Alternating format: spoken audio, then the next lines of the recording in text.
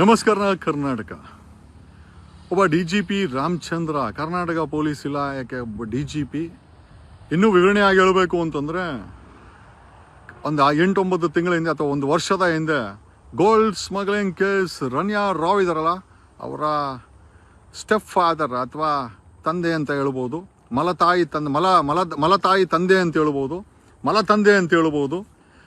ಆತ ಈ Ranya Rao gold smuggling ಕೇಸಲ್ಲಿ ಇವನ ಗಾಡಿಯನ್ನು ಬೆಂಗಳೂರು ಇಂಟರ್ನ್ಯಾಷನಲ್ ಏರ್ಪೋರ್ಟಿಂದ ಬಳಸಿ ಅವಳನ್ನು ಸ್ಮಗ್ಲರ್ನ ಕರ್ಕೊಂಬಂದಂಥ ಬೆಂಗಳೂರು ಇಂಟರ್ನ್ಯಾಷನಲ್ ಏರ್ಪೋರ್ಟ್ ಇನ್ಸ್ಪೆಕ್ಟ್ರು ಮತ್ತು ಇವನಿಬ್ಬರಿಗೂ ಕೂಡ ಕ್ಲೀನ್ ಚಿಟ್ ಕೊಟ್ಟಂಥ ಕಾಂಗ್ರೆಸ್ ಸರ್ಕಾರ, ಕಾಂಗ್ರೆಸ್ಸಿನ ಚೀಫ್ ಸೆಕ್ರೆಟರಿ, ಕಾಂಗ್ರೆಸ್ ಸರ್ಕಾರದ ಆಡಳಿತ ಇರುವಂಥ ಚೀಫ್ ಸೆಕ್ರೆಟರಿ ಈಗ ರಾಮಚಂದ್ರ ಅನ್ನೋ DGP ರಾಮಚಂದ್ರ ರಾವ್ ಅನ್ನೋ ಒಬ್ಬ ಮಾನಗೇಡಿ DGP ತನ್ನ ನೌಕರರು ಅಥವಾ ಹೆಣ್ಣು ಮಕ್ಕಳನ್ನೋ ಗೊತ್ತಿಲ್ಲ, ಆ ಹೆಣ್ಣು ಮಕ್ಕಳು ನೌಕರರು ಅಂತ ಅನ್ಕೊಂತಾ ಇದ್ದೀವಿ, ಸ್ಟಾಫ್ಗಳಿರ್ಬೋದು ಮೋಸ್ಟ್ಲಿ, ಯಾರೋ ರಾಜ್ಯಕ್ಕೋ ಪ್ರಮೋಷನ್ಗೋ ಅಥವಾ ಟ್ರಾನ್ಸ್ಫರ್ಗೋ ಏನಕ್ಕೆ ಹೋಗಿದ್ರೋ ಗೊತ್ತಿಲ್ಲ, ಹೆಣ್ಣು ಮಕ್ಕಳ ಖಾಸಗಿ ಅಂಗಗಳನ್ನು ಮುಟ್ಕೊಂಡು ಇವನು ಒಳ್ಳೆ ಜೊಲ್ಲು ಸುರುಕಿಸೋ ಥರ ಆ ಹೆಣ್ಣು ಮಕ್ಕಳನ್ನು ಎಲ್ಲಂದ್ರೆ ಅಲ್ಲಿ ನಕ್ಕೊಂಡು, ಎಲ್ಲಂದ್ರೆ ಅಲ್ಲಿ ಕೈ ಬಿಟ್ಕೊಂಡು ಇವನು ಅವರ ಎದೆ ಮೇಲೆ, ಅವರ ಹೊಟ್ಟೆಗಳ ಮೇಲೆ ಕೈ ಬಿಟ್ಕೊಂಡು ಇವನು ದರಿದ್ರ ಒಬ್ಬ DGP.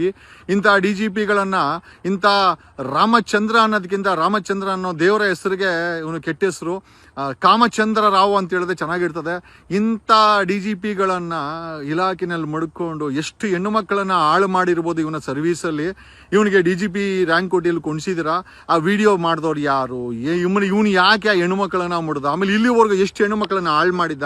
ಖಂಡಿತವಾಗಿ ಕರ್ನಾಟಕ ರಾಜ್ಯ ಸರ್ಕಾರ ಇಮಿಡಿಯೇಟ್ ಆಗಿ ಕರ್ನಾಟಕ ಮಹಿಳಾ ಆಯೋಗಕ್ಕೆ ಕೇಳಿ, ಆ ಹೆಣ್ಣು ಮಕ್ಕಳ ಜೊತೆಗೆ ಕರ್ನಾಟಕ ಮಹಿಳಾ ಆಯೋಗ, ಕರ್ನಾಟಕ ಸರ್ಕಾರ ನಿಂತ್ಕೊಂಡು ಇಮಿಡಿಯೇಟ್ ಆಗಿ ಆ ಹೆಣ್ಣು ಮಕ್ಕಳ ಜೊತೆ ಹತ್ರ ಕಂಪ್ಲೇಂಟ್ಗಳನ್ನು ಹಾಕಿ, ಯಾವ ರೀತಿ ಪ್ರಜ್ವಲ್ ರೇವಣ್ಣನ, ಇವನೊಂದು ರೀತಿ ಕರ್ನಾಟಕ ಪೊಲೀಸ್ ಇಲಾಖೆಯಲ್ಲಿ ಒಬ್ಬ ಪ್ರಜ್ವಲ್ ರೇವಣ್ಣ ಅಂದರೆ ಪ್ರಜ್ವಲ್ ರೇವಣ್ಣ ಅಲ್ಲಿ ಹಾಸನದಲ್ಲಿ, ಬಟ್ ಆದರೆ ಕರ್ನಾಟಕ ಪೊಲೀಸ್ ಇಲಾಖೆಗೆ ಇವನು ಈ ಕಾಮಚಂದ್ರ ರಾವ್ ಅಂತ DGP ಕಾಮಚಂದ್ರ ರಾವ್ ಏನಿದ್ದಾನೆ, ಯಾಕಂದ್ರೆ ರಾಮಚಂದ್ರ ಅಂತಂದರೆ ದೇವ್ರ ಹೆಸರು ಹೇಳಬೇಕಾಗತ್ತೆ, ಆ ದೇವ್ರ ಹೆಸರು ಇಳ್ಕೊಂಡು ಇವನು ಮಾಡ್ತಾ ಇರೋಂಥ ಹಲ್ಕ ಕೆಲಸ ಇದೆಯಲ್ಲ, really it matters A lot ಅಂತ ಹೇಳುತ್ತಾ.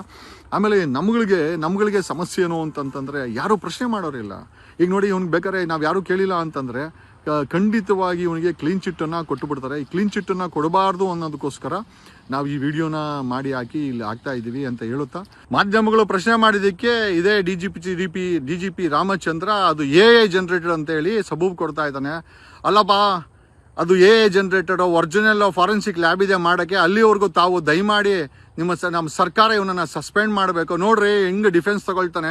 ಒಬ್ಬ DGP ಆಗಿ ಪೊಲೀಸ್ ಇಲಾಖೆಯಲ್ಲಿ ಯಾವ ರೀತಿ ಸುಳ್ಳಕ್ಕೆ ಬಣ್ಣ ಹೊಡಿಬೇಕು ಅನ್ನೋದು ಗೊತ್ತಿದೆ ಈ ವ್ಯಕ್ತಿ. ಅದನ್ನು AI ಜನರೇಟರ್ ಅಂತ ಹೇಳ್ತಾನೆ. ಅಲ್ರಿ, AI ಜನರೇಟೆಡ್ ಯಾವುದು, ಒರಿಜಿನಲ್ ಯಾವುದು ಅಂತ ಖಂಡಿತವಾಗಿ ಮನುಷ್ಯನ ಕಣ್ಣಿಗೆ ಅಂತೂ ಖಂಡಿತ ಗೊತ್ತಾಗತ್ತೆ.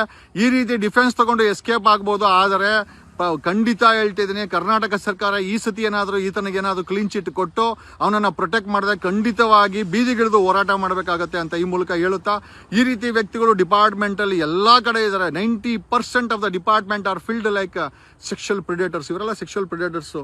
ರೀಸೆಂಟಾಗಿ ರಮ್ಯಾ ಅವರು ಒಂದು ಡೈಲಾಗ್ ಹೊಡಿತಾರೆ, ಒಂದು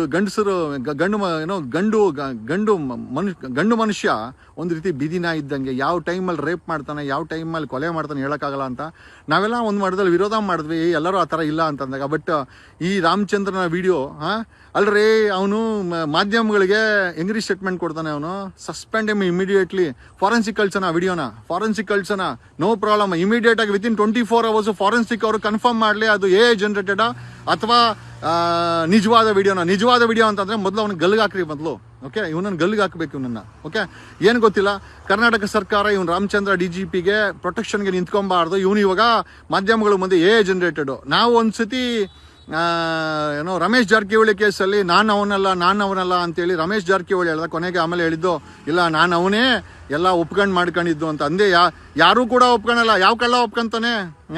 ಇದು AI ಜನರೇಟೆಡ್ ಅಂತೇಳಿ ಡಿಫೆನ್ಸ್ನ ತಗೊತಾ ಇರೋವಂಥ ಈ ರಾಮಚಂದ್ರನಿಗೆ ಇಮಿಡಿಯೇಟ್ ಆಗಿ ಆ ವಿಡಿಯೋನ ಫಾರೆನ್ಸಿಕ್ ಕಳಿಸ್ಬೇಕು, ಇಮಿಡಿಯೇಟ್ ಆಗಿ ಸಸ್ಪೆನ್ಷನ್ ಮಾಡಬೇಕು.